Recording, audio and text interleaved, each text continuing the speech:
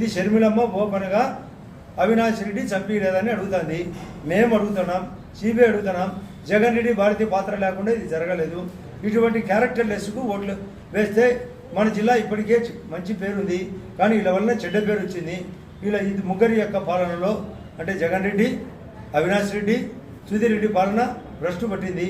తర్వాత రాజ్నాథ్ సింగ్ గారు central defence minister 5వ తేదీ నాడు పొద్దున 11 గంటలకు మొన్న ర్యాలీ సక్సెస్ అయింది కాబట్టి ఎర్రగుంటలో ఏర్పాటు చేయమని చెప్పినాను. దానికి వాళ్ళు అంగీకరించారు. 11 గంటలకు ఒక సభ ఉంటుంది, 1 గంట పాటు. 5వ తేదీ ఇది ముఖ్యమైన పాయింట్. 5/5/24 ఉదయం 11 గంటల ప్రాంతంలో central defence minister Rajnath Singh గారు ఎర్రగుంట్ల జమ్మలూరు కాన్స్టిట్యున్సీలోకి 11 గంటల ప్రాంతంలో ఉండి 1 గంట పాటు బహిరంగ సభ ఉంటుంది. ఇది మీ ద్వారా అందరికీ పోయే ఏర్పాటు, మా సోషల్ మీడియా ద్వారా అందరికీ ఏర్పాటు చేస్తున్నాను.